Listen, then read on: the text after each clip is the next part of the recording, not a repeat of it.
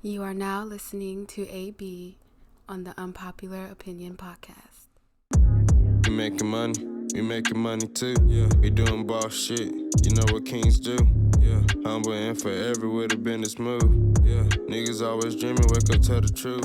I don't love nobody. What's up, everybody? This is your boy AB, and you are now listening to the Unpopular Opinion Sports Podcast.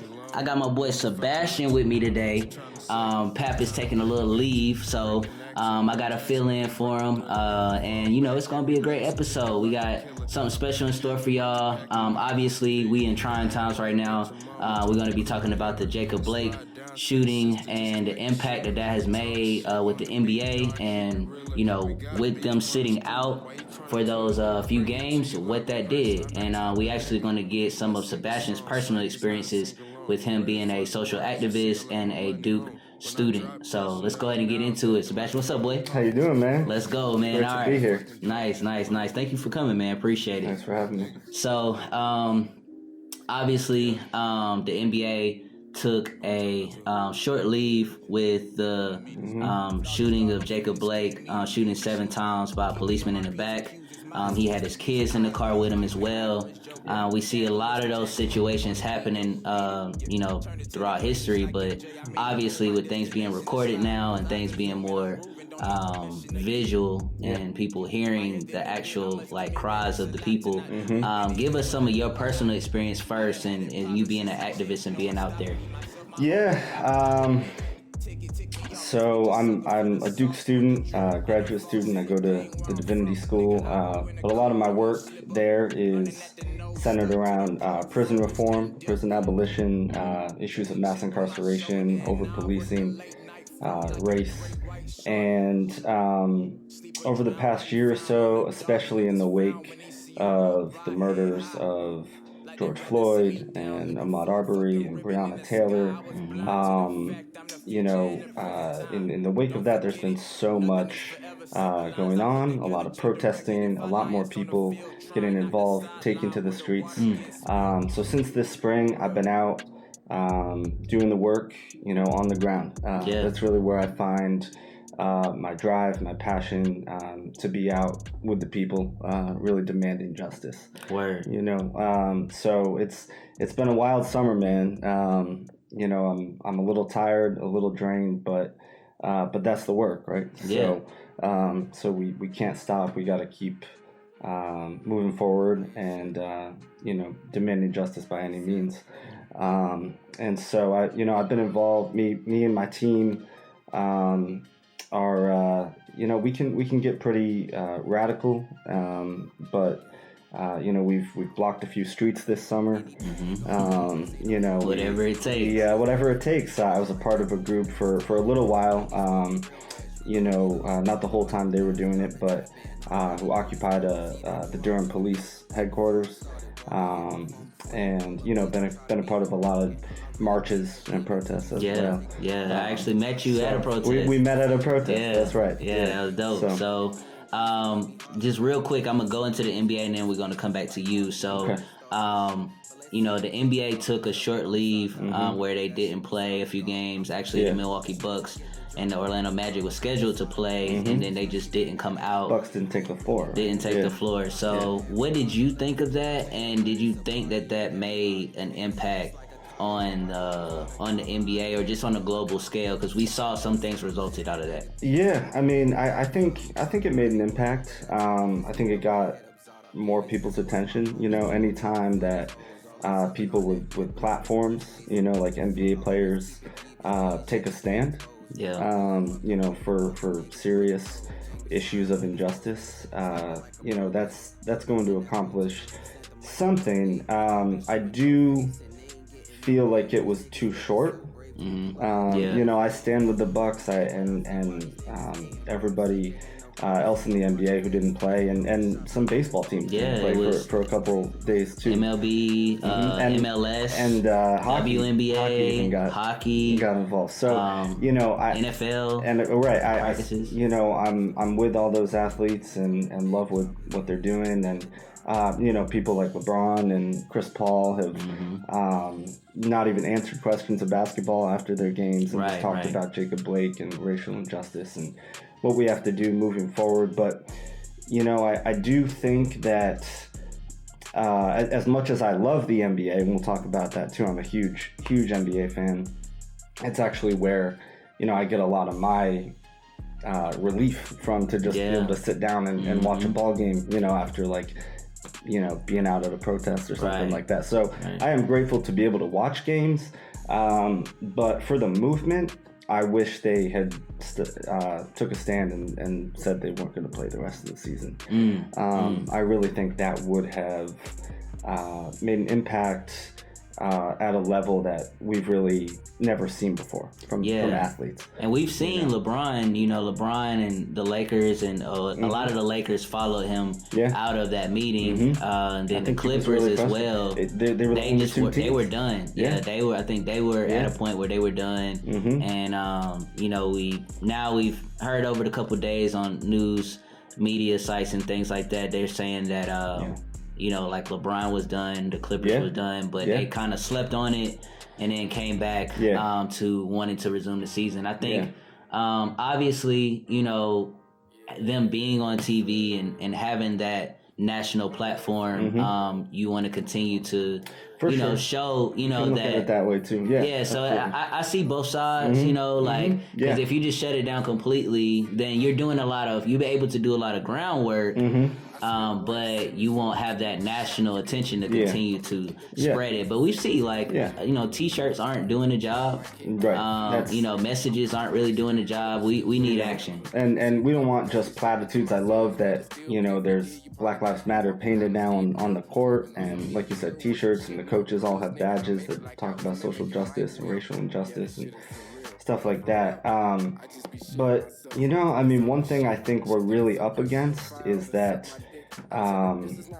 you know, large corporations and institutions really don't want anything to fundamentally change. So the NBA owners, they'll say that they'll support, but really at the end of the day, they want their players out there so they can keep making money. You know, and that's what it's about. That's what it's about. And, you know, so we don't want just platitudes, and I think we need to really in this movement be serious about that. You know? And they are the ones that can make the most impact. You know what I mean? The major corporations, the owners, those are the ones that we need on board. And we see that some of the owners have opened up some of the arenas, which normally in November would be the NBA season, but because of COVID, it won't be. So they're opening up for voting stations, which I thought was huge. I mean, I think that's a big thing, and I want to continue everybody to vote. Please make sure that you know, do what you can to get out there and let your voice be heard, especially if you are a minority,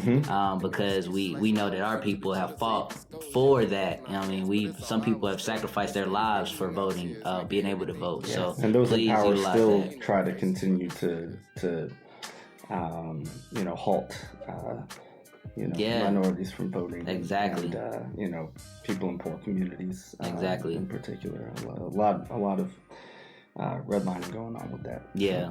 And I want to give a huge shout out to just the WNBA and, like we said, the other leagues for following suit, because they didn't have to do that. You know what I mean? Like, it seems that a lot of times the NBA is kind of like the proactive. They're kind of like the first to jump on board for something like that. Yeah, they are. And then a lot of times we don't see the NFL following suit, or, you know, kind of the NFL going along with that. But it was great to see soccer and, you know, obviously WNBA has always done their part. And, absolutely. You know, the baseball to join along with that, I thought was great. The Dodgers and the Giants, huge shout out to them. You know, they've So we all appreciate that.